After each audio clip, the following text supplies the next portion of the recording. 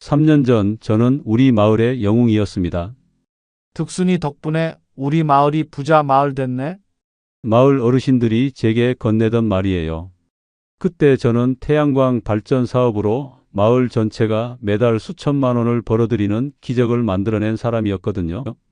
하지만 지금 같은 어르신들이 저를 보며 하시는 말은 완전히 달라졌습니다. 득순이가 우리를 망쳤다. 사기꾼이야. 길에서 마주쳐도 고개를 돌리시고 심지어 마을 회관 출입도 눈치를 봐야 하는 처지가 되었어요. 도대체 무엇이 잘못된 걸까요? 20억 원 규모의 마을 공동 태양광 사업, 정부 지원과 전문가 보장을 받은 확실한 투자라고 생각했는데 어떻게 저 혼자 7억 원의 빚을 떠안게 되었을까요? 15년간 존경받던 마을 이장이 하루아침에 마을의 죄인이 된 이야기 지금부터 들려드리겠습니다. 본격적인 이야기 시작 전에 좋아요와 구독, 알림 설정 부탁드려요. 영상 제작에 큰 힘이 됩니다. 안녕하세요. 저는 박득순입니다. 전라남도 해남의 작은 농촌 마을에서 15년째 이장을 맡고 있습니다. 올해로 64살 농협 지부장으로 30년을 일하고 은퇴한 후 마을 일에 전념해 왔죠. 우리 마을은 전형적인 농촌입니다. 전체 가구가 60여 가구인데 대부분 60대 이상 어르신들이세요. 젊은 사람들은 모두 도시로 떠나고 농사짓기도 갈수록 어려워지고 있어요. 벼농사로는 한 가구당 연간 1,000만 원 정도 수입이 전부예요. 이장이라는 자리가 참 무겁습니다. 마을의 크고 작은 일들을 모두 챙겨야 하고 무엇보다 마을의 미래를 생각해야 하거든요. 매년 인구는 줄어들고 농지는 놀고 있는데 이대로 가다가는 우리 마을이 사라질 것 같은 불안감이 항상 있었어요. 그런 고민을 하던 2019년 봄 군청에서 마을 단위 태양광 발전 사업 설명회가 있다는 연락이 왔습니다. 신재생 에너지 보급 확대 정책의 일환으로 농촌 지역 태양광 발전을 적극 지원한다는 내용이었어요. 설명회에 참석해보니 정말 매력적인 사업이었습니다. 마을에 놀고 있는 농지를 활용해서 2,000kW 규모의 태양광 발전소를 만들면 연간 30억 원 정도의 수익이 예상된다는 거였어요. 마을 전체가 참여하면 한 가구당 연간 4천만 원씩 배당받을 수 있다고 했습니다. 무엇보다 정부에서 적극 지원한다는 점이 마음에 들었어요. 총 사업비 20억 원 중 절반인 10억 원은 정부 보조금이고 나머지 10억 원은 농협에서 저리로 대출해 준다는 거였어요. 마을 주민들도 1인당 500만 원씩만 출자하면 된다고 했습니다. 그날 밤 집에 돌아와서 아내와 이야기해 봤어요. 여보, 이거 정말 좋은 기회 같지 않아? 우리 마을 살릴 수 있는 마지막 기회일지도 몰라. 아내도 긍정적이었어요. 당신이 이장으로서 마을을 위해 좋은 일 해보는 거잖아. 우리도 나이가 있으니 마을 발전에 도움이 된다면 해볼 만하지.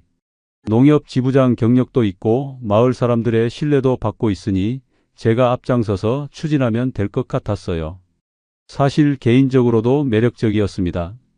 저희 부부가 출자할 금액은 1,000만 원 정도였는데 성공하면 연간 4천만 원씩 받을 수 있다는 거였거든요.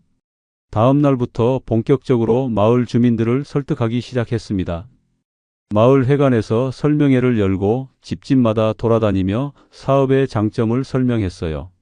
어르신들, 우리 마을이 점점 늙어가고 있잖아요.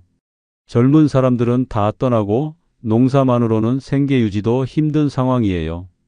이번 기회를 놓치면 우리 마을 미래가 정말 걱정됩니다. 대부분의 주민들이 관심을 보였습니다. 특히 김영수 할아버지는 적극적이었어요. 득순이가 농협에서 오래 일했으니 이런 일은 잘 알 거야. 정부에서 지원해 준다니까 믿을 만하지. 하지만 반대하는 분들도 계셨어요. 최순옥 할머니는 걱정이 많으셨죠. 그런데 득순아, 농사도 모르는 사람들이 와서 우리 땅에 이상한 기계 설치하면 나중에 땅이 망가지는 거 아니야? 저는 자신 있게 대답했어요. 할머니, 걱정 마세요. 태양광 패널은 땅에 해가 되지 않아요. 오히려 잡초도 안 자라고 관리가 편해져요. 20년 후에는 패널을 철거하고 다시 농사 지을 수도 있고요. 한 달간의 설득 끝에 마을 주민 60가구 중 52가구가 참여하기로 했어요. 총 출자금 2억 5천만 원을 모았습니다. 저는 이장으로서 좀 더 책임을 져야 한다는 생각에 개인적으로 3천만 원을 추가 출자했어요.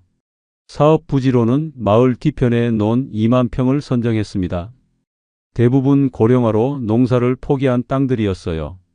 땅 주인들에게는 임대료로 평당 연간 2만 원씩 지급하기로 약속했습니다. 군청에서 사업 승인도 받고 농협에서 대출 심사도 통과했어요. 한국전력에서도 개통 연계 승인을 받았습니다. 모든 절차가 순조롭게 진행되니까 정말 잘 될 것 같다는 확신이 들었어요. 2020년 봄 드디어 공사가 시작됐습니다. 대형 굴삭기들이 들어와서 부지를 정리하고 콘크리트 기초 작업을 했어요. 마을 사람들이 모두 나와서 구경하며 기대에 부풀어 있었습니다. 와, 정말 대단하네. 우리 마을에 이런 큰 사업이 들어오다니. 득순이 덕분에 우리 마을이 부자 마을 되겠네. 이런 말들을 들으니까 가슴이 뿌듯했어요. 공사는 예정보다 빨리 진행됐습니다. 석 달 만에 2000kW 규모의 태양광 발전소가 완공됐어요. 반짝반짝 빛나는 태양광 패널들이 논 전체를 덮고 있는 모습을 보니까 정말 장관이었어요. 시험 가동 결과도 좋았어요. 하루 평균 8000kWh 정도 발전량이 나왔고 한전에서 킬로와트시당 200원에 사간다고 했으니까 하루 수익이 160만 원 정도 나오는 셈이었어요. 한 달이면 4,800만 원, 1년이면 6억 원 가까운 수익이 예상됐습니다. 2020년 여름 첫 번째 정산 결과가 나왔습니다. 여름철 일조량이 많아서 예상보다 더 좋은 성과였어요. 한 달 수익이 5,200만 원이 나왔습니다. 마을 회관에서 첫 배당금 지급식을 열었어요. 참여한 52가구에 가구당 평균 90만 원씩 나눠 드렸습니다. 어르신들 표정이 정말 밝아지더라고요. 득순아, 정말 잘했다. 이렇게 앉아서 돈이 들어오다니 꿈만 같네. 김영수 할아버지가 제 어깨를 두드리며 말씀하셨어요. 저도 개인 출자금 3천만 원에 대해서는 270만 원을 받았어요. 농협 지부장 시절 월급보다 많은 돈이었죠. 아내도 무척 기뻐했어요. 여보, 정말 잘한 것 같아. 마을 사람들도 좋아하고 우리도 좋고. 두 번째 달에도 비슷한 수익이 나왔어요. 세 번째 달에도 마찬가지였고요. 연말까지 계산해 보니 총 수익이 5억 8천만 원 정도 나왔어요. 대출 이자 6천만 원을 제하고도 5억 2천만 원의 순수익이었습니다. 마을 분위기가 완전히 달라졌어요. 예전에는 농사 걱정, 생활비 걱정으로 어두웠는데 이제는 모두들 밝은 표정이셨어요. 젊은 며느리들도 시댁에 자주 오기 시작했고 떠났던 사람들이 다시 관심을 보이기도 했어요. 저는 마을의 영웅이 되었습니다. 이웃 마을에서도 벤치마킹하러 오고 군청에서는 우수 사례로 홍보하기도 했어요. 지역 신문에서 인터뷰 요청도 들어왔습니다. 우리 마을의 성공 비결은 주민들의 단합과 신뢰입니다. 그리고 미래를 내다보는 과감한 투자 결정이었죠. 인터뷰에서 자신 있게 말했던 기억이 나요. 개인적으로도 여유가 생겼어요. 연간 3천만 원 정도 배당받으니까 생활에 큰 도움이 됐죠. 손자들 용돈도 넉넉히 줄 수 있고 아내와 여행도 자주 다닐 수 있었어요. 2021년 초에는 사업 확장 계획까지 세웠어요. 마을 앞쪽 농지 5,000평을 추가로 임대해서 500kW 규모를 더 설치하자는 거였어요. 수익이 좋으니까 추가 투자하면 더 많이 벌 수 있을 거라고 생각했거든요. 하지만 그때까지만 해도 앞으로 닥칠 위기를 전혀 예상하지 못했어요. 태양광 발전이 이렇게 안정적이고 확실한 수익원인 줄만 알았거든요. 2021년 가을 첫 번째 이상 신호가 나타났습니다. 월 수익이 갑자기 3천만 원대로 떨어진 거예요. 처음에는 계절적인 변화라고 생각했어요. 가을이니까 일조량이 줄어드는 게 당연하다고 여겼죠. 하지만 겨울에도 수익이 회복되지 않았어요. 12월에는 2,500만 원까지 떨어졌습니다. 업체에 문의해 보니 겨울철에는 원래 발전량이 줄어들어요 라는 대답만 돌아왔어요. 더 심각한 문제는 전력 판매 가격이었어요. 킬로와트 시당 200원이던 가격이 160원으로 내려갔다는 통보를 받았습니다. 한전에서 신재생 에너지 의무 구매 가격을 조정했다는 거였어요. 이게 무슨 소리야? 계약할 때는 20년간 고정 가격이라고 했잖아?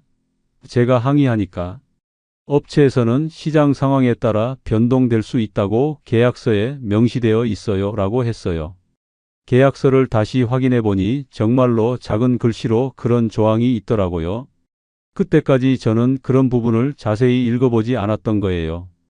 마을 주민들이 배당금이 줄어든 것에 대해 문의하기 시작했어요. 특수나 이번 달 배당금이 왜 이렇게 적어? 처음 약속과 다르잖아? 저는 최대한 안심시키려고 노력했어요. 일시적인 현상이에요. 봄이 되면 다시 회복될 거예요. 하지만 속으로는 불안했어요.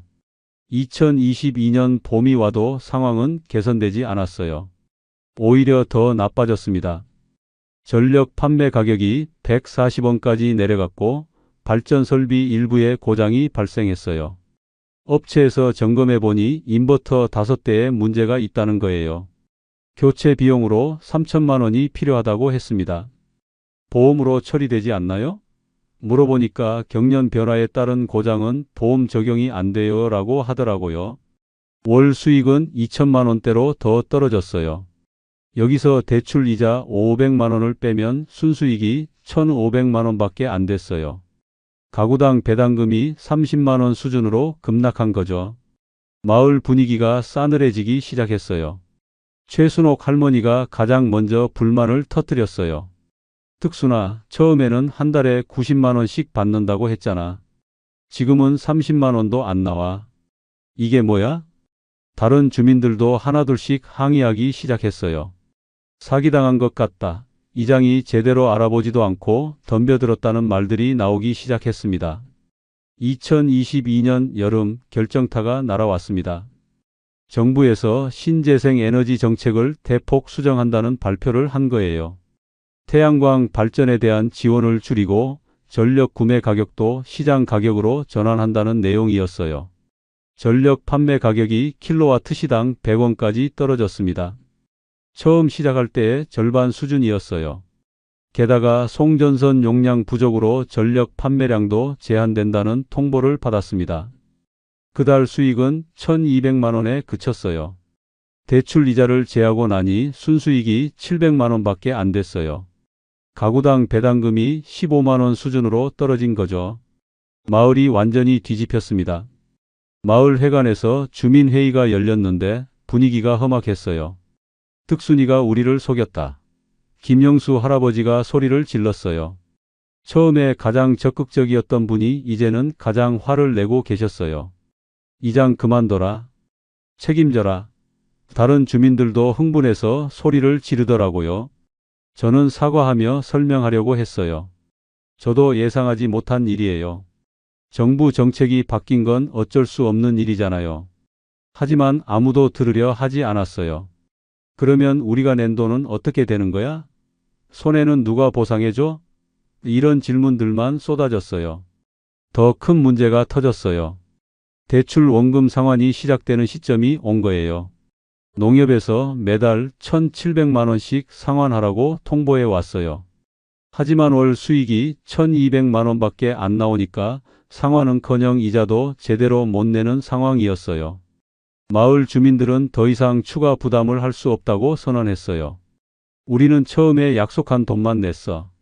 추가로 돈 낼 생각 없다. 이장이 알아서 해결해. 결국 제가 개인적으로 부족한 돈을 메워야 했어요. 매달 500만 원씩 제 돈을 넣어야 했습니다. 개인 저축으로는 몇 달밖에 버틸 수 없었어요. 아내와 큰 다툼이 벌어졌어요. 당신이 너무 성급했어. 왜 그렇게 큰 일을 혼자 결정했어? 이제 우리 집까지 망하게 생겼잖아. 마을에서 저를 보는 시선도 차가워졌어요. 예전에는 이장님 하며 인사하던 사람들이 이제는 고개도 돌리고 지나가요. 마을 회관에 가기도 어색했어요. 밤마다 잠을 못 이뤘어요. 어떻게 이런 일이 벌어졌을까? 내가 뭘 잘못했을까 하는 생각만 계속 돌았어요. 마을 사람들을 부자로 만들어 주겠다고 큰 소리 쳤는데 오히려 모든 사람을 어려움에 빠뜨린 꼴이 되었어요.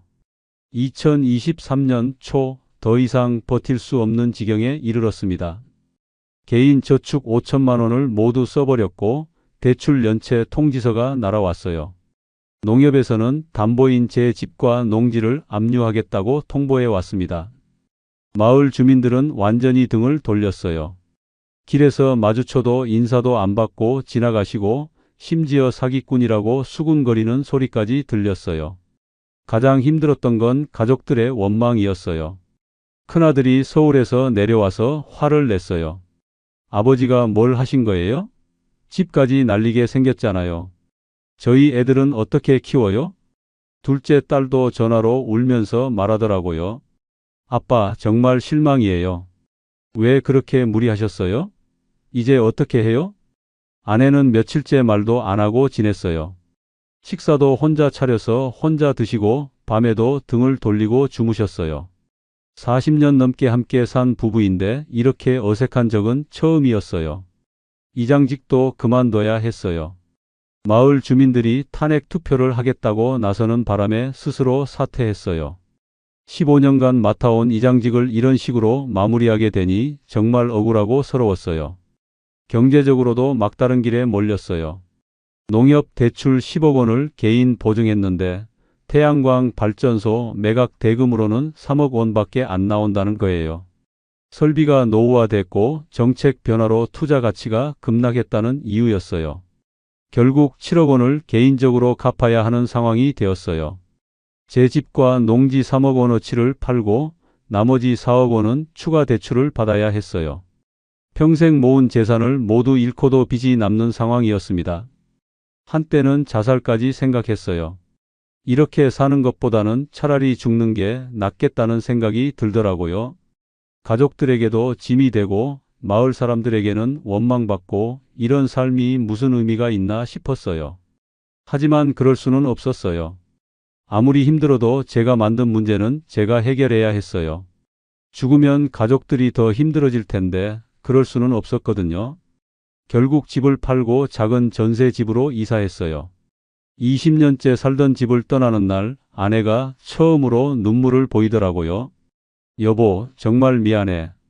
내가 너무 욕심을 부렸나 봐. 아내가 이제라도 우리 함께 다시 시작해 보자고 말해줄 때 정말 고마웠어요. 모든 사람이 저를 원망하는 상황에서 아내만은 제 편이 되어준 거죠. 2023년 여름부터 새로운 삶을 시작했어요. 64살이지만 다시 일자리를 찾아야 했어요. 나이 때문에 쉽지 않았지만 다행히 인근 농협에서 시간제 일자리를 구할 수 있었어요. 하루 5시간씩 농산물 포장 작업을 했어요. 한 달에 90만 원 정도 받았죠. 농협 지부장 시절과 비교하면 초라한 수입이었지만 그래도 일할 수 있다는 게 감사했어요. 아내도 마을 어르신들 도시락 배달 일을 시작했어요. 한 달에 60만 원 정도 벌었어요. 부부가 합쳐서 월 150만 원으로 생활하기는 빠듯했지만 그래도 조금씩 빚을 갚아 나갔어요. 가장 힘들었던 건 마을 사람들과의 관계 회복이었어요. 처음 몇 달은 정말 어색했어요. 마트에서 마주쳐도 서로 모른 척 지나가는 일이 대부분이었어요. 그런데 시간이 지나면서 조금씩 달라지기 시작했어요. 김영수 할아버지가 먼저 말을 걸어오셨어요. 특수나, 그때는 내가 너무 심했나? 사실 나도 좋다고 해서 한 건데 너만 탓할 일은 아니지. 최순옥 할머니도 나중에는 이해해 주셨어요. 특수나, 너도 마을을 위해서 한 일인데 이렇게 됐으니 안타깝네. 그래도 건강하게 살아야지. 물론 아직도 저를 원망하는 분들도 계시지만 예전만큼 노골적이지는 않아요. 서로 힘든 상황이라는 걸 이해하게 된 것 같아요. 개인적으로는 많은 걸 배웠어요. 제가 얼마나 성급하고 무책임했는지 깨달았거든요. 마을 전체의 운명을 걸고 하는 사업인데 제대로 공부하지도 않고 전문가와 상의하지도 않고 덤벼들었어요. 특히 정부 정책이나 시장 상황이 얼마나 빠르게 변할 수 있는지 몰랐어요. 정부에서 지원한다는 말만 믿고 리스크를 제대로 고려하지 않았던 거죠. 계약서의 작은 글씨까지 꼼꼼히 읽어봤어야 했는데 너무 성급했어요. 가장 후회되는 건 개인 보증을 선 거예요. 마을 사업이니까 당연히 제가 책임져야 한다고 생각했는데 그게 결정적인 실수였어요. 사업이 망하면 개인 재산까지 모두 잃게 된다는 걸 제대로 고려하지 못했거든요. 그래도 이 모든 과정에서 가장 큰 깨달음은 가족의 소중함이었어요. 아내가 끝까지 제 곁을 지켜줬고 자식들도 시간이 지나면서 이해해 주려고 노력했어요. 돈보다 더 중요한 게 사람과의 관계라는 걸 뼈저리게 느꼈습니다. 지금은 작은 텃밭을 가꾸며 소소한 즐거움을 찾고 있어요. 상추, 배추, 무 같은 채소들을 키우는데 이웃들과 나눠 먹기도 해요. 예전처럼 큰 꿈은 없지만 하루하루 평안하게 사는 게 더 소중하다는 걸 알게 됐어요. 무엇보다 욕심을 버리는 법을 배웠어요. 마을을 부자로 만들겠다는 거창한 꿈 대신 작은 것에 감사하며 사는 법을 터득했달까요? 실패가 저를 더 겸손하고 현실적인 사람으로 만들어준 것 같아요. 지금은 2025년 여름입니다. 그 일이 벌어진 지 3년이 흘렀네요. 많은 것이 변했지만 가장 큰 변화는 제 마음가짐이에요. 아직도 빚은 2억 5천만 원 정도 남아 있어요. 매달 30만 원씩 갚고 있는데 다 갚으려면 앞으로 40년은 더 걸릴 것 같아요. 현실적으로 제가 살아있을 때 다 갚기는 어렵겠죠. 하지만 절망하지는 않아요. 할 수 있는 만큼 갚고 나머지는 자식들에게 미안하다고 사과드릴 생각이에요. 제가 저지른 일의 결과니까 감당해야죠. 요즘은 마을 노인 일자리 사업에 참여하고 있어요. 마을 입구 화단 관리랑 버스 정류장 청소를 맡고 있어요. 한 달에 40만 원 받아요. 많지 않지만 마을을 위해 일한다는 보람이 있어요. 아내는 여전히 도시락 배달을 하고 계세요. 몸이 많이 힘들어 하시는데도 묵묵히 일하는 모습을 보면 정말 미안하고 고마워요. 여보, 이제 그만 쉬어도 돼. 내가 더 일할게. 이렇게 말해도 우리 함께 버텨야지 하며 웃어주세요. 마을 분위기도 많이 나아졌어요. 처음 몇 년은 정말 어색했는데 이제는 대부분 주민들이 자연스럽게 인사해 주세요. 김영수 할아버지는 가끔 집에 찾아와서 차 한 잔 마시며 이야기하기도 해요. 특수나, 그때 우리도 욕심이 있었어. 너만 탓할 일은 아니야. 이제 와서 생각해보니 너도 피해자지. 이런 말을 해주실 때면 정말 위로가 돼요. 최순옥 할머니도 요즘은 제가 기른 채소를 가져다 드리면 고맙다며 받아주세요. 특순이가 기른 상추가 참 맛있네. 고마워. 이런 소소한 일상이 예전보다 더 소중하게 느껴져요.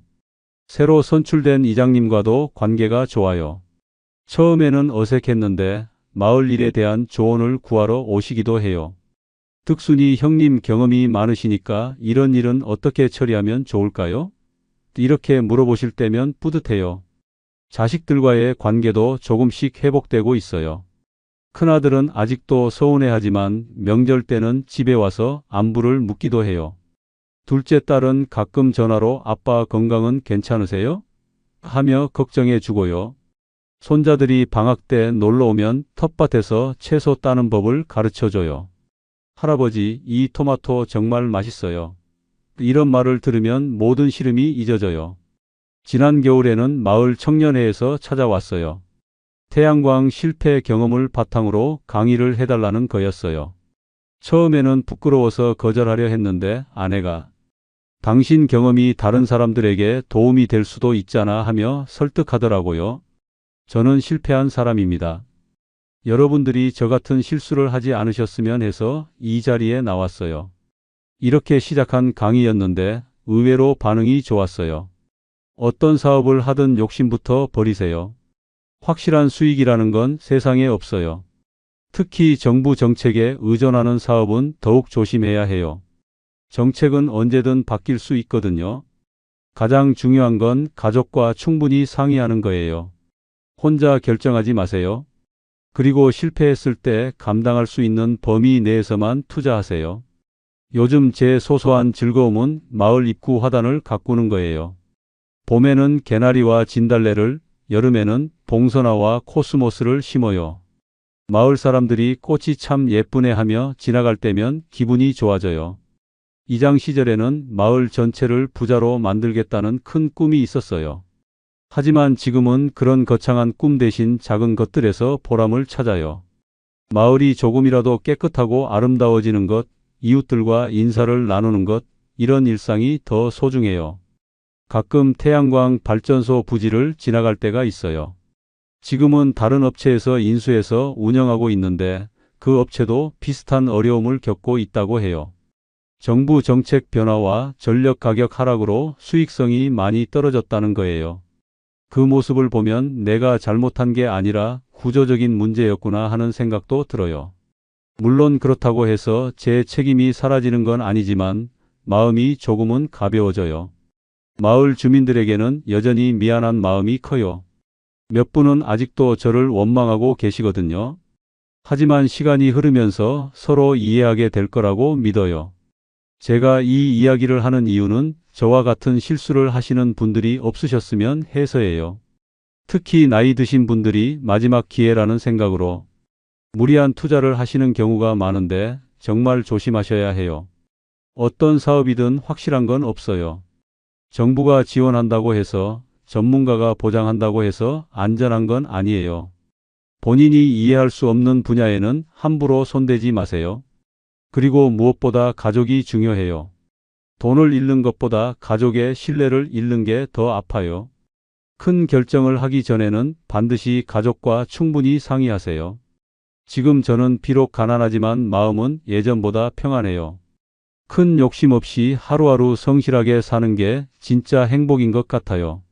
아내와 함께 텃밭을 가꾸고 손자들과 시간을 보내고 이웃들과 안부를 묻는 이런 일상이 소중해요.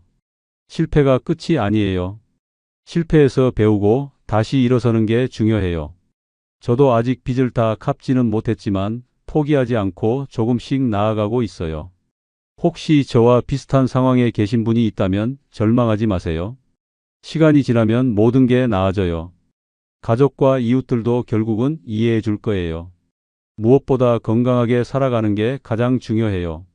저는 박득순입니다. 마을을 위한다는 명분으로 시작한 사업이 오히려 마을에 큰 상처를 남겼지만 그 상처를 치유해가며 더 겸손한 사람이 되었어요. 제 이야기가 누군가에게 작은 도움이 되었으면 좋겠습니다. 이 나쁜 X들. 처음부터 다 계획된 거였어. 안녕하세요. 김철수입니다. 35년 회사 다니며 모은 돈 3억 4천만 원. 재혼한 여자와 그 조카한테 2년 만에 2억 원 날렸습니다. 치킨집 투자? 다 거짓말이었어요. 가짜 매출, 가짜 손님, 이중장부. 제 명의로 몰래 만든 카드빚 1,500만 원. 조카는 도박으로 날리고 잠적했습니다. 60세에 고시원 살며 건설판에서 일당 14만 원 받고 있어요. 절대 저처럼 당하지 마세요. 제 이야기가 도움이 됐다면 좋아요와 구독 부탁드립니다. 여러분의 노후 자금을 지켜드리고 싶습니다. 안녕하세요. 경기도 부천에서 33년째 자동차 부품 회사를 다니고 있습니다. 생산관리부 차장이라는 직함을 달고 있지만 사실 정년까지 2년밖에 안 남았어요. 아내를 떠나보낸 지 2년이 지났습니다. 폐암이었어요. 비흡연자 폐암이라고 하더군요. 진단받고 6개월 만에 세상을 떠났습니다. 30년을 함께 산 사람이 그렇게 허무하게 가버렸어요. 아들 녀석은 미국에 있습니다. 직장 때문에 간 지 5년째예요. 명절 때 한 번씩 연락이 오는 게 전부입니다. 회사 기숙사 같은 전세방에서 혼자 삽니다. 보증금 1억 5천만 원짜리 투룸이에요. 출퇴근하고 편의점 도시락 데워 먹고 TV 보다 자는 게 일상입니다. 주말엔 더 외롭습니다. 회사라도 가면 사람 얼굴이라도 보는데 주말엔 이틀 내내 말 한마디 안 하는 날도 많아요. 그러던 어느 날 인사팀에서 연락이 왔습니다. 퇴직금 중간정산 제도 안내였어요. 무주택자가 집을 살 때 퇴직금을 미리 받을 수 있다는 거였습니다. 저는 그동안 전세로만 살았으니까 해당이 되더라고요. 33년 근속한 제 예상 퇴직금은 1억 9천만 원 정도였습니다. 중간 정산을 받으면 2년 후 정년 퇴직할 때 받을 퇴직금은 줄어들겠지만 지금 집을 사두면 노후가 훨씬 안정적일 거라고 생각했어요. 전세 보증금 1억 5천만 원에 중간 정산 1억 9천만 원을 합치면 3억 4천만 원입니다. 부천 쪽 중소형 아파트 한 채 사고도 남을 돈이에요. 2년 후 정년 퇴직하면 국민연금이랑 조금씩 모은 적금으로 살면 되겠다 싶었습니다. 회사 동료들한테 물어봤어요. 다들 집 사는 게 낫다고 하더라고요. 전세는 2년마다 이사 다녀야 하고 집주인 눈치 봐야 하고 나이 들면 전세도 구하기 힘들다고요. 그 말이 맞았습니다. 그런데 막상 혼자 집을 사려니 막막하더라고요. 아내가 살아 있었으면 함께 집도 보러 다니고 이것저것 의논도 했을 텐데요. 혼자 부동산 가서 집 본다는 게 쓸쓸했습니다. 저녁에 집에 돌아와도 텅 빈 방에서 혼자 라면 끓여 먹는 게 일상이에요. 주말이면 교회도 가봤는데 적응이 안 됐습니다. 아내가 독실한 불교 신자였거든요. 그래서 부천시 자원봉사센터에 등록했어요. 독거노인분들께 도시락 배달하는 봉사였습니다. 일주일에 한 번 토요일 오전에 나가는 거였어요. 뭐라도 해야 할 것 같았습니다. 가만히 있으면 아내 생각만 나고 아들 생각에 가슴만 답답했어요. 적어도 봉사하러 나가면 사람들이랑 말이라도 섞을 수 있잖아요. 회사에서도 정년 2년 앞둔 사람 취급이었습니다. 중요한 프로젝트는 젊은 사람들한테 맡기고 저한테는 간단한 업무만 주더라고요. 서운하긴 했지만 어쩔 수 없는 일이었어요. 저도 나이 들면 뒤로 물러나야 한다는 거 알고 있었으니까요. 그래도 33년 다닌 회사였습니다. 생산관리라는 게 재고 관리하고 납기 맞추고 협력업체 관리하는 일이에요. 나름 이 분야에서는 경험이 있다고 자부했습니다. 후배들한테 노하우도 많이 전수했어요. 월급은 320만 원 정도 받았습니다. 세금 떼고 실수령은 280만 원 정도였어요. 혼자 살기엔 넉넉했지만 미래를 생각하면 불안했습니다. 2년 후면 월급도 끊기고 국민연금이랑 적금으로만 살아야 하잖아요. 그래서 결심했습니다. 퇴직금 중간정산 받아서 집을 사자. 내 집 마련하고 남은 2년 회사 다니면서 조금씩 모아두자. 그게 가장 현명한 선택이라고 생각했어요. 인사팀에 중간정산 신청서를 냈습니다. 서류 준비하는데 한 달 정도 걸렸어요. 주민등록 등본, 무주택 증명서, 이것저것 서류가 많더라고요. 회사에서도 확인 절차가 있었고요. 그렇게 3억 4천만 원이라는 돈이 제 통장에 들어왔을 때 솔직히 실감이 안 났습니다. 평생 이렇게 큰 돈 만져본 적이 없었거든요. 동시에 막중한 책임감도 느꼈어요. 이 돈으로 노후를 준비해야 한다는 부담감이요. 부동산을 알아보기 시작했습니다. 부천시 중동 쪽 아파트들을 주로 봤어요. 회사 출퇴근하기도 편하고 정년 후에도 살기 좋은 동네였거든요. 3억 원대 중소형 아파트가 눈에 들어왔습니다. 그때만 해도 이 돈이 제 인생을 송두리째 바꿀 줄은 몰랐습니다. 첫 봉사활동 날 부천시 자원봉사센터는 생각보다 사람이 많았습니다. 대부분 50대 이상 중년들이었어요. 담당자가 조를 나누더니 저를 한 분과 짝지어줬습니다. 안녕하세요, 송미란입니다. 55살쯤 돼 보이는 여자분이었어요. 단정한 옷차림에 부드러운 인상이었습니다. 저보다 3살 아래라고 했어요. 전에 병원에서 간호조무사로 일했다고 하더군요. 김철수입니다. 저도 이번이 처음이에요. 함께 도시락을 싣고 독거노인 댁들을 돌았습니다. 처음엔 서먹했는데 몇 집 다니다 보니 자연스럽게 대화가 오갔어요. 송미란 씨는 일처리가 능숙했습니다. 어르신들한테 말 거는 것도 자연스럽고 안부 묻는 것도 따뜻했어요. 남편분 잃으신 지 얼마나 되셨어요? 3번째 집을 나오면서 그분이 먼저 물었습니다. 어떻게 아셨냐고 했더니 왼손 약지에 희미하게 남은 결혼반지 자국 때문이라고 하더라고요. 2년 됐습니다. 폐암이었어요. 저도 남편 잃은 지 3년 됐어요. 교통사고였습니다. 그렇게 우리는 서로의 사연을 알게 됐습니다. 그분도 혼자 사신다고 했어요. 자식이 없어서 더 외롭다고요. 저는 아들이 있긴 한데 미국에 있어서 만나기 힘들다고 했습니다. 봉사가 끝나고 센터로 돌아오는 길이었어요. 점심시간이 다 돼서 근처 식당에서 국밥을 먹었습니다. 처음엔 각자 먹으려다가 그분이 혼자 드시기 불편하시죠 하면서 같이 먹자고 했어요. 저도 외롭게 혼자 살아요. 봉사하면서 위안받아요. 그 말에 공감이 됐습니다. 저도 똑같은 이유로 봉사를 시작했거든요. 혼자 있으면 견디기 힘든 외로움을 조금이나마 달래려고요. 그날 이후로 매주 토요일마다 같은 조로 봉사를 나갔습니다. 자연스럽게 봉사 끝나고 같이 식사하는 게 일상이 됐어요. 처음엔 국밥집, 다음엔 칼국수집, 그 다음엔 김밥 천국. 서민적인 식당들이었지만 편했습니다. 한 달쯤 지났을 때였어요. 송미란 씨가 집 사는 이야기를 꺼냈습니다. 요즘 전세 구하기도 힘들더라고요. 저도 내년에 전세 만기인데 걱정이에요. 저는 퇴직금 중간정산 받아서 집을 알아보는 중이라고 했어요. 부천 중동 쪽 3억 원대 아파트를 보고 있다고요. 혼자 사시기엔 넓겠어요. 뭐 여생 편하게 살려고요. 그렇게 몇 주가 더 지났습니다. 어느 토요일 봉사 끝나고 카페에 앉았을 때였어요. 송미란 씨가 조심스럽게 말을 꺼냈습니다. 차장님, 혹시 재혼 생각 없으세요? 갑작스러운 질문에 당황했습니다. 솔직히 생각해 본 적은 있었어요. 혼자 늙어가는 게 두렵긴 했으니까요. 하지만 아내 떠난 지 2년밖에 안 됐는데 재혼을 생각한다는 게 미안하기도 했고요. 글쎄요. 아직 잘 모르겠습니다. 저도 외로워요. 혼자 살면 말할 사람도 없고 아프면 돌봐줄 사람도 없잖아요. 그 말이 가슴에 와닿았습니다. 맞아요.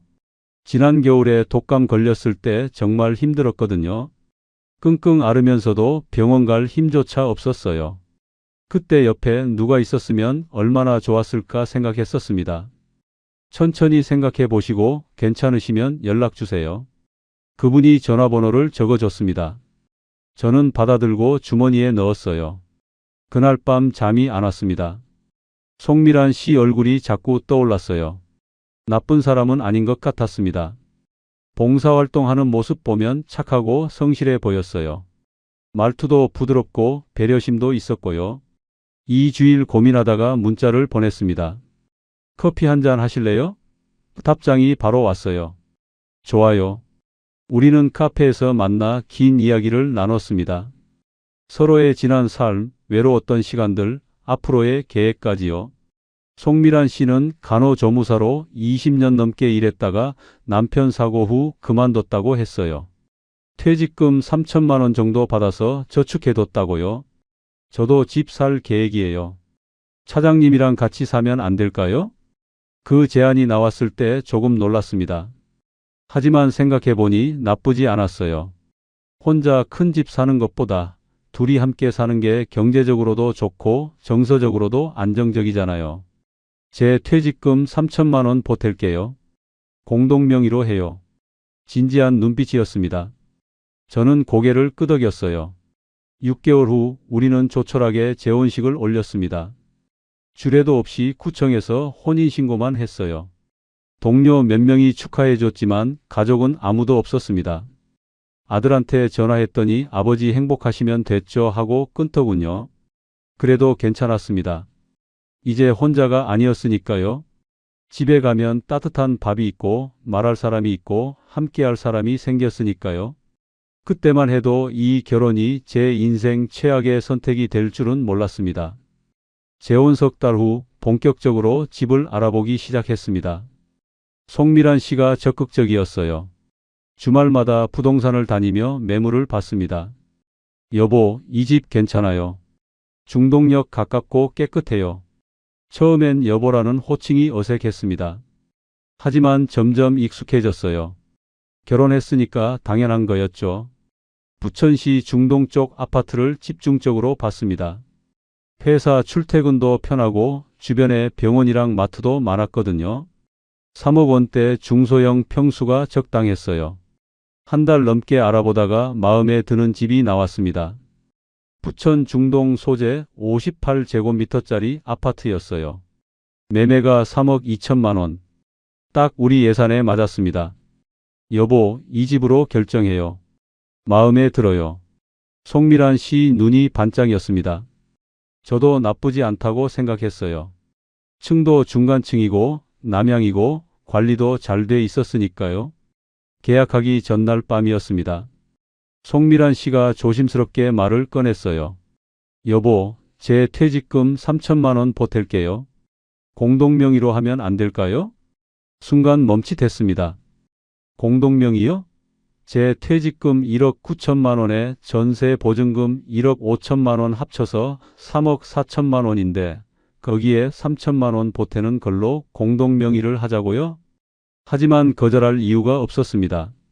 우리는 부부였고 앞으로 함께 살아갈 사람이었으니까요. 게다가 송미란 씨도 돈을 보태는 거였어요. 그래요. 공동명의로 해요. 다음 날 부동산에 가서 계약했습니다. 계약금 3천만 원을 치르고 한 달 후 잔금을 치르기로 했어요. 집에 돌아와서 통장을 정리했습니다. 퇴직금 중간정산 1억 9천만 원, 전세 보증금 1억 5천만 원 합쳐서 3억 4천만 원이었어요. 계약금 3천만 원 빠지고 잔금으로 2억 9천만 원을 준비해 뒀습니다. 여보, 제 퇴직금 3천만 원 통장이에요. 송미란 씨가 통장을 보여줬습니다. 정말로 3천만 원이 찍혀 있더라고요. 그제야 안심이 됐어요. 진짜 함께 집을 사는구나 실감이 났습니다. 한 달 후 잔금일이었습니다. 부동산 중개사무소에서 집주인, 저희 부부, 법무사가 모였어요. 송미란 씨가 3천만 원을 먼저 이체했습니다. 저는 2억 9천만 원을 이체했고요. 축하드립니다. 이제 집주인이시네요. 법무사가 웃으며 말했습니다. 등기는 일주일 후 나온다고 했어요. 공동명의로 2분의 1씩 지분 등재된다고요. 열쇠를 받아들고 새 집에 들어갔을 때의 기분은 지금도 잊을 수 없습니다. 내 집이에요. 평생 전세만 살다가 처음으로 갖게 된 내 집. 58년 인생에서 가장 큰 자산이었습니다. 여보, 우리 잘 될 거예요. 행복하게 살아요. 송미란 씨가 제 손을 꼭 잡았습니다. 저도 그 손을 잡았어요. 그래, 이제 시작이야. 2년만 더 회사 다니고 정년하면 이 집에서 편하게 늙어가면 돼. 그렇게 생각했습니다. 이사는 간단했어요. 저는 원래 전세방에서 혼자 살았으니 짐이 별로 없었거든요. 송미란 씨도 마찬가지였고요. 이틀 만에 이사를 끝냈습니다. 새 살림을 장만했습니다. 침대, 소파, 식탁, 냉장고, 세탁기, 필요한 가전제품들을 샀어요. 남은 2천만 원 중에서 1천만 원 정도 썼습니다. 통장에 남은 돈은 1천만 원. 여보, 이제 우리 집이에요. 우리 명의예요. 송미란 씨가 등기부등본을 들여다보며 기뻐했습니다. 정말로 공동명의로 잘 나와 있었어요. 김철수 2분의 1, 송미란 2분의 1. 회사 동료들한테 집 샀다고 말했더니 다들 축하해 줬습니다. 차장님, 이제 안정됐네요. 정년하고 연금 받으면서 편하게 사세요. 그 말이 맞았습니다. 3억 2천만 원짜리 집이 있으니 든든했어요. 설령 나중에 돈이 필요하면 집을 담보로 대출받을 수도 있고 아니면 팔아서 작은 집으로 옮길 수도 있잖아요. 2년 후 정년 퇴직하면 퇴직금이 또 나올 거예요. 많진 않겠지만 2천만 원 정도는 될 거라고 했습니다. 국민연금도 65세부터 나오고요. 송미란 씨도 국민연금이 조금 있다고 했어요. 여보, 우리 정년하면 여행도 가요. 제주도도 가고 부산도 가고. 그래요. 천천히 놀러 다녀요. 미래가 밝아 보였습니다. 회사 2년만 더 다니면 되는 거였어요. 그동안 월급 320만 원 받아서 생활비 쓰고 조금씩 모아두면 됐습니다. 저녁엔 함께 밥을 먹었습니다. 송미란 씨가 요리를 잘했어요. 된장찌개, 김치찌개, 불고기. 집밥이 이렇게 맛있는 줄 몰랐습니다. 2년 동안 편의점 도시락만 먹다가 제대로 된 밥을 먹으니 살 것 같더라고요. 여보, 맛있어요. 많이 드세요. 더 해줄게요. 행복했습니다. 정말로요. 아내 떠나고 2년 동안 느껴보지 못했던 평온함이었어요. 그때만 해도 몰랐습니다.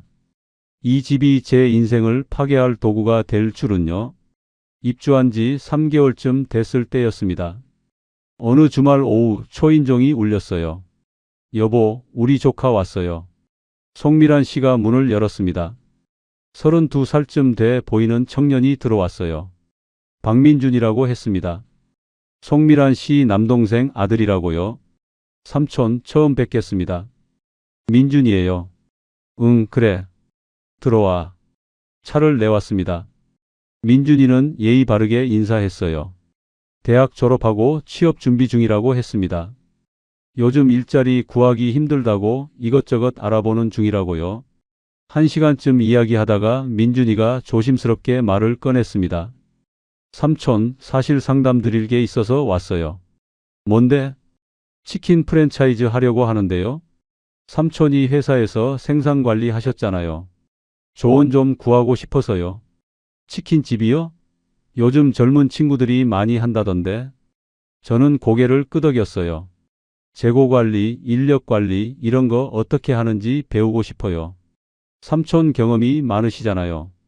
솔직히 기분이 나쁘지 않았습니다. 33년 회사 생활하면서 쌓은 노하우를 인정해 주는 거였으니까요. 회사에선 정년 앞둔 사람 취급하지만 이 친구는 제 경험을 필요로 하더라고요. 그래, 어디서 할 건데? 부천 상동 쪽이요. 유동인구 많은 곳이에요. 민준이는 준비를 많이 해왔더라고요. 입지 분석 자료, 상권 분석, 예상 매출까지 정리해서 보여줬어요. 나름 진지하게 접근하는 것 같았습니다. 초기 투자금이 얼마나 들어요? 5천만 원이요. 가맹비 1,000만 원, 인테리어 2,500만 원, 주방 설비 1,000만 원, 운영자금 500만 원이요. 5천만 원. 적지 않은 돈이었습니다. 돈은 어떻게 마련할 건데? 민준이가 머뭇거렸습니다. 송미란 씨가 옆에서 거들었어요. 저희가 좀 도와주면 어떨까요? 민준이 혼자는 힘들 것 같아서요. 저는 잠시 생각했습니다. 5천만 원을 우리가 낸다고요? 통장에 남은 돈은 1,000만 원 뿐이에요. 나머지는 집 살림 장만하는데 다 썼고요. 삼촌, 저 혼자 하는 게 아니라 삼촌이랑 같이 하는 거예요. 같이? 네. 제가 사업자 등록하고 매장 운영은 제가 할게요. 대신 삼촌께서 자문해 주시는 거예요. 재고 관리, 발주 시스템, 인력 스케줄 같은 거요. 생각해 보니 나쁘지 않았습니다. 저는 회사에서 33년 동안 생산 관리를 했어요. 자재 발주하고 재고 관리하고 납기 맞추는 일이었죠. 치킨집도 비슷한 거 아닌가요? 재료 발주하고 재고 관리하고 주문 처리하는 거잖아요. 요즘 치킨집 대박 난다면서요? 송미란 씨가 거들었습니다. 네. 잘 되면 월 순이익 300만 원은 나와요. 삼촌 정년하시면 이거 하시면 되잖아요. 그 말에 솔깃했습니다. 2년 후 정년하면 할 일이 없을 거예요. 연금 받으면서 집에만 있기엔 심심하잖아요. 치킨집 운영하면서 용돈벌이도 하고 시간도 보낼 수 있겠다 싶었어요. 돈은 어떻게 마련하죠? 통장에 1,000만 원밖에 없는데요. 집 담보로 대출 받으면 돼요. 송미란 씨가 말했습니다. 집 담보 대출이요? 우리 집 3억 2천만 원짜리잖아요. 5천만 원 대출 받는 건 문제 없어요. 생각해보니 맞는 말이었습니다. 은행에서 LTV 70%까지 대출해 준다고 하던데 계산해보면 2억 원 넘게 빌릴 수 있어요. 5천만 원은 아무 문제 없죠. 게다가 저는 아직 재직 중이에요. 월급 320만 원 받고 있고요. DSR 계산해봐도 문제 없을 거예요. 명목은 뭘로 해요? 생활안정자금으로 하면 돼요. 집 산 지 3개월 지났으니까 가능해요. 민준이가 자세히 설명했습니다. 주택 구입 후 석 개월 지나면 생활안정자금 명목으로 대출받을 수 있대요. 실제로 뭐에 쓰는지는 은행에서 크게 안 따진다고요. 저는 망설였습니다. 빚을 진다는 게 부담스러웠거든요. 평생 빚 없이 살았는데 5천만 원을 빌린다고요? 여보, 민준이 돕는다 생각해요. 우리 조카잖아요. 송미란 씨가 제 손을 잡았습니다. 그리고 삼촌 경험을 살리는 거예요. 33년 생산관리 노하우가 아깝잖아요. 그 말이 가슴에 와닿았습니다. 맞아요. 회사에선 저를 정년 앞둔 사람으로 취급하지만 제겐 경험이 있어요. 그 경험을 살릴 수 있다면 나쁘지 않죠. 제가 잘할게요, 삼촌. 삼촌 조언만 잘 따르면 성공할 수 있어요. 민준이의 진지한 눈빛이었습니다. 알았어. 한번 해보자. 그렇게 저는 은행에 가서 대출 상담을 받았습니다. 생활안정자금 명목으로 5천만 원. 금리는 5%, 20년 상환. 월 상환액은 약 33만 원이었어요. DSR 계산했더니 문제 없었습니다. 제 월급이 320만 원이니까요. 일주일 후 대출이 나왔습니다. 5천만 원을 민준이한테 넘겼어요. 민준이는 고맙다며 인사했습니다. 삼촌, 잘 될 거예요. 제가 열심히 할게요. 그때만 해도 믿었습니다. 이 친구가 정말 열심히 할 거라고요. 치킨집 개업은 한 달 후였습니다. 상동 번화가 모퉁이 자리였어요. 간판도 붙이고 인테리어도 깔끔하게 했더군요. 민준네 치킨이라는 이름이었습니다. 오픈날 가봤어요. 꽃 화환도 여러 개 있고 젊은 친구들이 와서 치킨 사 가더라고요. 민준이가 주방에서 열심히 일하는 모습이 보기 좋았습니다. 삼촌, 와주셔서 감사해요. 그래, 잘 되겠다. 일주일에 2~3번씩 매장에 들렀습니다. 퇴근하고 저녁에 잠깐 들러서 민준이랑 이야기 나누는 거였어요. 제 역할은 자문이었으니까요. 민준아, 재고 관리는 이렇게 해야 해. 냉동치킨은 일주일치만 주문하고 야채는 이틀치만 받아. 네, 삼촌. 그렇게 할게요. 발주 타이밍도 중요해. 금요일 저녁이랑 주말에 손님 많으니까 목요일에 미리 재고 확인하고.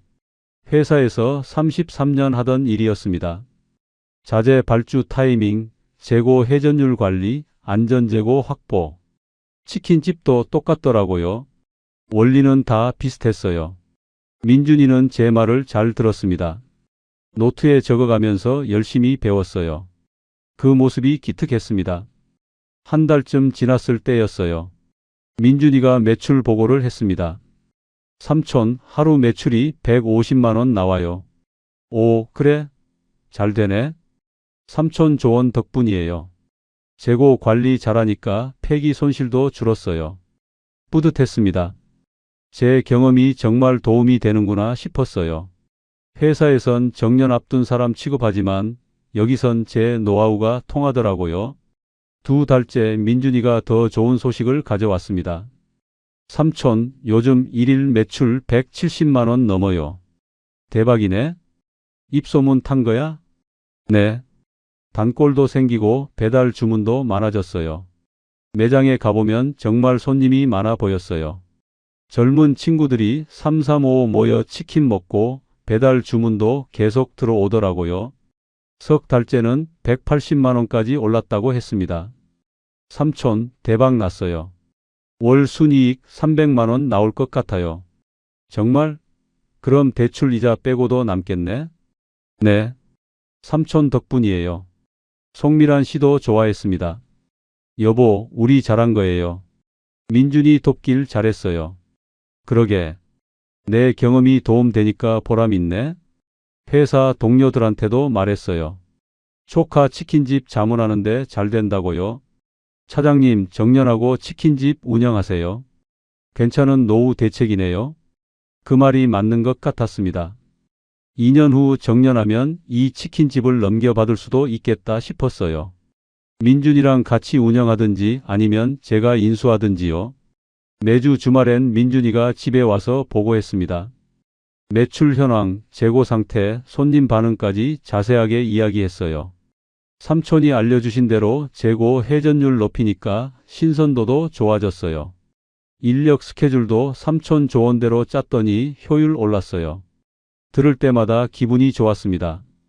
평생 회사 다니면서 쌓은 노하우가 이렇게 쓰이는구나. 제 경험이 헛되지 않았구나 싶었어요. 어느 토요일 저녁, 송미란 씨가 민준이랑 함께 치킨을 사왔습니다. 여보, 우리 가게 치킨이에요. 맛있어요. 정말 맛있더라고요. 바삭하고 양념도 적당하고 이 정도면 손님 많이 올 만하다 싶었습니다. 민준아, 장사 잘 되니까 좋지? 네, 삼촌. 삼촌 덕분이에요. 그때만 해도 몰랐습니다. 그 손님들 대부분이 민준이 친구들이었다는 걸. 공짜로 치킨 먹고 돈 받은 척 연기하고 가짜 매출을 만들어낸다는 걸요. 실제 매출은 하루 70만 원에서 80만 원 정도였습니다. 손익분기점이 120만 원인데 한참 모자랐어요. 적자였죠. 하지만 민준이는 이중장부를 만들었습니다. 저한테 보여주는 장부엔 150만 원에서 180만 원, 실제 장부엔 70만 원에서 80만 원. 저는 그걸 전혀 몰랐습니다. 매장 가면 손님들 많아 보이고 민준이는 열심히 일하고 매출도 좋다니까 성공한 줄 알았어요. 석 달 동안 저는 뿌듯함에 취해 있었습니다. 제 조언이 통한다고, 제 경험이 쓸모 있다고 믿었어요. 회사에서도 기분 좋게 일했습니다. 정년까지 1년 반 남았어요. 조금만 더 버티면 퇴직금 나오고 치킨집으로 제2의 인생 시작할 수 있겠다 싶었죠. 그때는 몰랐습니다.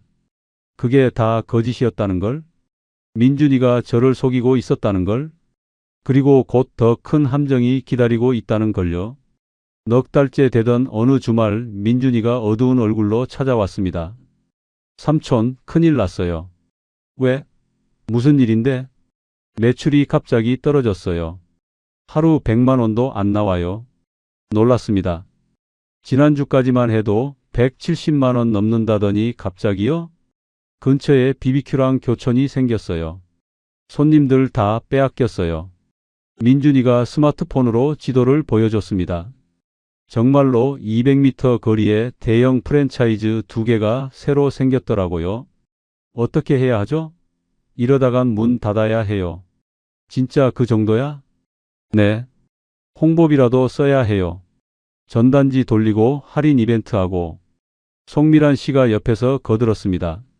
지금 접으면 삼촌이 낸 5천만 원 날리는 거예요. 조금만 더 투자해서 살려야죠. 그 말이 맞았습니다. 지금까지 5천만 원 들였는데 여기서 포기하면 그게 다 날아가요. 조금만 더 버티면 다시 회복할 수 있을 것 같았어요. 얼마나 필요해? 3천만 원이요. 홍보비랑 재료비요. 3천만 원. 또 대출을 받아야 하는 거였습니다. 여보, 우리 조카 도와줘요. 지금 포기하면 안 돼요. 고민했습니다. 하지만 선택의 여지가 없었어요. 5천만 원이 이미 들어갔는데 3천만 원 더 투자해서 살릴 수 있다면 해야죠. 다시 은행에 갔습니다. 추가 대출 3천만 원. 생활안정자금 명목으로 또 받았어요. 총 대출은 8천만 원이 됐습니다. 민준이한테 3천만 원을 넘겼어요. 삼촌, 이번엔 정말 잘할게요. 곧 회복될 거예요. 한 달, 2달 지났습니다. 민준이는 매번 조금만 더 기다려주세요 라고 했어요. 손님이 조금씩 돌아오고 있다고, 곧 흑자 전환한다고요. 그렇게 6개월이 더 지났습니다. 어느 날 민준이가 또 찾아왔어요. 삼촌, 제 친구가 편의점 인수하는데 투자 안 하실래요? 편의점? 네. 역 앞자리예요. 월 순이익 300만 원 보장이에요. 치킨집 적자를 이걸로 메울 수 있어요. 송미란 씨가 적극적으로 찬성했습니다. 여보, 편의점은 안정적이잖아요. 치킨집보다 낫죠. 정신이 없었습니다. 이미 8천만 원 빚이 있는데 또요? 2천만 원만 투자하면 돼요. 이익 나오면 삼촌 목도 챙겨드릴게요. 결국 또 대출을 받았습니다. 2천만 원. 총 대출 1억 원. 생활안정자금 한도를 꽉 채웠어요. 민준이한테 돈을 넘기면서 불안했습니다. 1억 원이에요. 월 상환금이 66만 원. 제 월급 320만 원에서 66만 원씩 나가면 생활비가 빠듯했어요. 민준아, 정말 괜찮은 거지? 네, 삼촌. 믿어주세요. 그 후로 민준이 연락이 뜸해졌습니다. 전화해도 안 받고 문자 보내도 답장이 늦었어요. 치킨집에 가봤더니 아르바이트생만 있었습니다. 사장님은 어디 갔어요? 잘 모르겠어요. 요즘 잘 안 나오세요? 불안해서 송미란 씨한테 물었더니 그분도 모른다고 했어요. 민준이 바쁜가 봐요. 편의점도 준비하느라요. 그러던 어느 날 우편함에서 낯선 카드 청구서를 발견했습니다. 제 명의로 된 카드인데 제가 만든 적 없는 거였어요. 이게 뭐지? 청구서를 열어봤더니 사용 금액이 400만 원. 명품 매장, 의류 매장, 성형외과. 제가 쓴 게 아니었습니다. 집에 돌아와서 송미란 씨한테 물었어요. 여보, 이 카드 알아요? 송미란 씨 얼굴이 굳더니 눈을 피했습니다. 그게 뭐예요? 말해봐요. 제가 만들었어요. 급한 돈 필요해서요. 머리가 멍했습니다. 제 신분증으로 몰래 카드를 만들었다고요? 서랍을 뒤졌더니 청구서가 4장 더 나왔습니다. 다 제 명의로 만든 카드였어요. 총 빚이 1,500만 원. 왜 이렇게 많이 만들었어요? 그냥 필요한 게 있었어요. 사용 내역을 보니 명품백, 의류, 화장품, 성형외과. 다 송미란 씨가 쓴 거였습니다. 무슨 짓이에요? 화가 치밀어 올랐습니다. 민준이한테 1억 원 투자한 것도 모자라서 제 명의로 카드를 몰래 만들어 1,500만 원을 썼다고요? 집 살 때 퇴직금 3천만 원 보탠다던건요? 그것도 거짓말이에요? 송미란 씨가 입을 다물었습니다. 답이 없다는 게 답이었어요. 그날 밤 잠을 못 잤습니다. 대출 1억 원, 카드빚 1,500만 원, 총 빚이 1억 1,500만 원, 집값 3억 2천만 원에서 빚 1억 1,500만 원 빼면 순자산 2억 500만 원. 시작할 땐 3억 4천만 원이었는데 1억 3천만 원이 증발했어요. 더 큰 문제는 앞으로였습니다. 정년까지 1년 남았어요. 퇴직하면 월급 끊기는데 대출 이자는 어떻게 갚죠? 다음 날 치킨집에 갔습니다. 문이 닫혀 있었어요. 임대료 연체 딱지가 붙어 있었습니다. 민준이 전화번호는 먹통이었습니다. 60세 생일이 다가왔습니다. 정년 퇴직일이기도 했어요. 회사에서 조촐한 송별회를 해줬습니다. 35년 근속. 25세에 입사해서 60세까지 다녔어요. 제 인생의 절반 이상을 이 회사에서 보낸 셈입니다. 차장님, 수고 많으셨습니다. 후배들이 꽃다발을 줬습니다. 소주 한 잔 나누면서 지난 시간들을 떠올렸어요. 기쁜 날도 있었고 힘든 날도 있었죠. 그래도 성실하게 일했다고 자부합니다. 퇴직금은 2천만 원 나왔어요.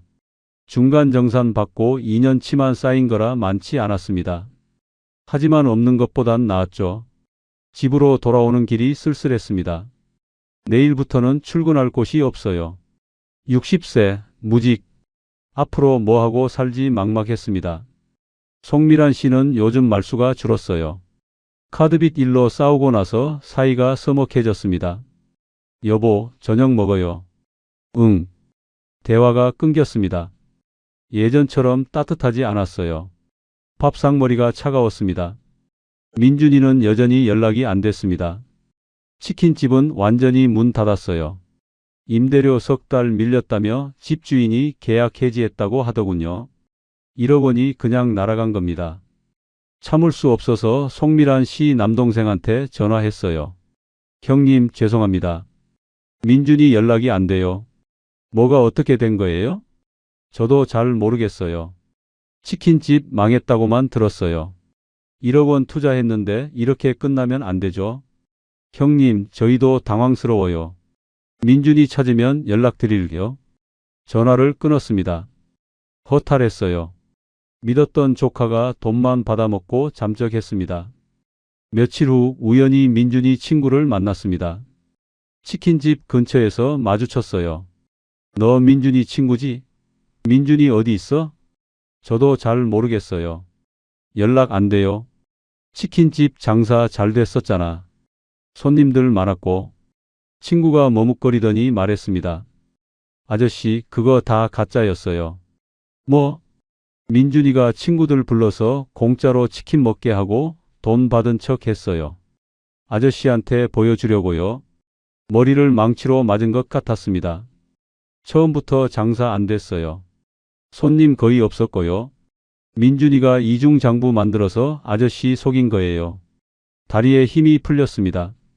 가짜 매출, 가짜 호황, 다 거짓말이었어요.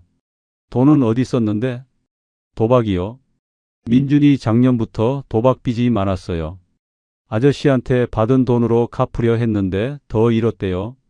1억 원이 도박으로 날아갔습니다. 집에 돌아와서 송미란 씨한테 따졌어요. 민준이 도박한 거 알았어요? 송미란 씨가 고개를 숙였습니다. 알고 있었다는 거였어요. 왜 말 안 했어요? 민준이가 잘할 거라고 했어요. 돈 갚을 거라고. 그래서 저한테 1억 원 뜯어낸 거예요? 저보고 은행에서 대출받게 해놓고? 죄송해요.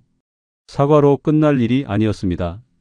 집 살 때 퇴직금 3천만 원 보탠다던 것도 거짓말이죠?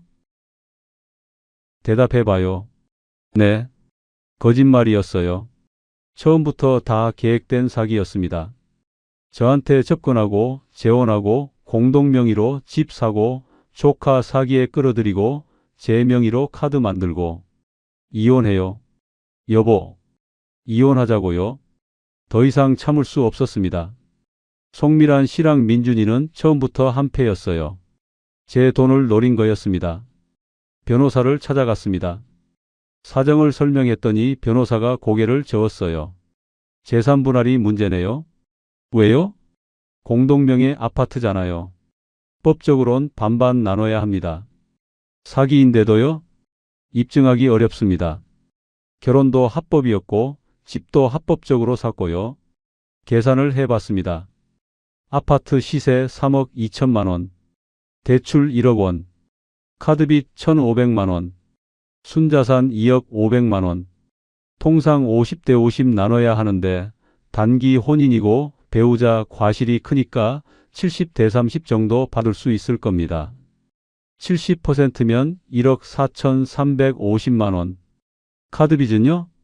배우자가 불법으로 만든 거 입증하면 전액 배우자 부담 가능합니다. 그나마 다행이었습니다. 이혼 조정을 신청했어요. 한 달 후 법원에서 조정이 시작됐습니다. 송미란 씨는 변호사도 안 선임했습니다. 잘못을 인정한다고 했어요. 재산 분할 70대 30, 카드빚은 전액 피고 부담. 조정이 성립됐습니다. 1억 4,350만 원을 받았어요. 3억 4천만 원으로 시작해서 1억 4,350만 원 남았습니다. 35년 회사 생활, 평생 모은 돈. 2년 결혼 생활에 1억 9,650만 원 날렸습니다. 60세, 무직 혼자. 남은 돈 1억 4,350만 원. 앞으로 어떻게 살아야 할까요? 이혼 후 갈 곳이 필요했습니다. 1억 4,350만 원으로 집을 다시 살 순 없었어요. 노후 자금으로 아껴야 했으니까요. 부천시 고시원을 알아봤습니다. 월세 45만 원. 4평 남짓한 작은 방이었어요. 침대 하나, 책상 하나, 그게 전부였습니다. 짐을 옮기는 날, 35년 회사 생활의 흔적들을 정리했어요. 재직 증명서, 표창장, 동료들과 찍은 사진. 다 추억이 됐습니다. 고시원 방에 앉아 있으니 참담했습니다. 60세에 이런 곳에서 산다고요? 젊은 청년들 사이에서 늙은이 혼자 방 하나 얻어 사는 거예요. 하지만 자책해봤자 소용없었습니다. 이미 엎질러진 물이에요. 앞을 봐야 했습니다. 돈을 벌어야 했어요. 국민연금은 65세부터 나옵니다. 5년을 버텨야 해요. 1억 4,350만 원을 까먹으며 살 순 없었습니다. 구인 광고를 받습니다. 60세가 할 수 있는 일은 많지 않았어요. 경비, 청소, 택배, 그리고 건설 일용직. 건설 일용직 일당이 14만 원이라고 했습니다. 한 달에 20일 나가면 280만 원. 고시원 월세 45만 원 내고 생활비 쓰고 조금씩 모을 수 있을 것 같았어요. 인력사무소에 등록했습니다. 안전교육 이수증 발급받고 다음 날부터 일 나갔어요. 첫날은 지옥이었습니다. 시멘트 자루 나르고 철근 옮기고 자재 정리하고 35년 사무실에서 일하던 몸이 견디기 힘들었어요. 점심시간에 주저앉았습니다. 허리가 끊어질 것 같았어요. 옆에서 50대 아저씨가 말 걸었습니다. 첫날이세요? 네. 힘들죠? 저도 처음엔 그랬어요. 2, 3일 지나면 적응돼요. 그 말대로였습니다. 일주일쯤 지나니 몸이 적응하더라고요. 여전히 힘들었지만 견딜만 했습니다. 한 달이 지났어요. 통장에 280만 원이 들어왔습니다. 평생 월급쟁이로 살다가 일당 받으니 새로웠어요. 일한 만큼 받는 거였습니다. 고시원 월세 45만 원 내고 식비 60만 원, 교통비 20만 원, 통신비 5만 원. 한 달 생활비가 130만 원 정도 들었어요. 150만 원 정도 저축할 수 있었습니다. 저녁엔 고시원 방에서 편의점 도시락 먹었습니다. 혼자 먹는 밥이 쓸쓸했어요. 송미란 씨가 해주던 집밥 생각이 났습니다. 그때는 행복했었는데? 아니, 행복한 척이었죠. 다 가짜였으니까요. 아들한테 전화했습니다. 한 달 만이었어요. 아들아, 나 아빠야. 아버지, 무슨 일이세요? 그냥 목소리 듣고 싶어서. 바빠요. 나중에 전화 드릴게요. 뚝 끊겼습니다. 이혼 이야기는 안 했어요. 창피했으니까요. 아들한테까지 실패한 아버지 모습 보이기 싫었습니다. 주말엔 일이 없었습니다.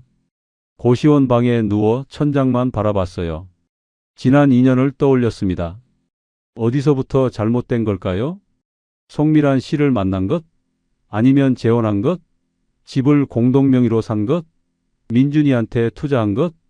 곰곰이 생각해 봤습니다. 결론은 하나였어요. 욕심이었습니다. 외로움을 이기고 싶다는 욕심. 누군가와 함께 살고 싶다는 욕심. 제 경험을 인정받고 싶다는 욕심. 쓸모있는 사람이고 싶다는 욕심. 그 욕심이 저를 눈멀게 했어요. 송미란 씨가 제게 접근한 이유를 못 받고, 민준이가 거짓말하는 걸 못 받고, 가짜 매출을 믿었습니다. 믿고 싶었던 거예요.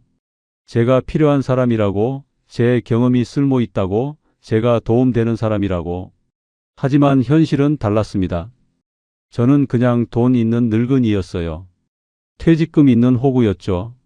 35년 성실하게 일해서 모은 돈. 2년 만에 절반 날렸습니다. 하지만 후회만 하고 있을 순 없었어요. 남은 인생을 살아야 했으니까요. 2달째 현장 반장이 말을 걸었습니다.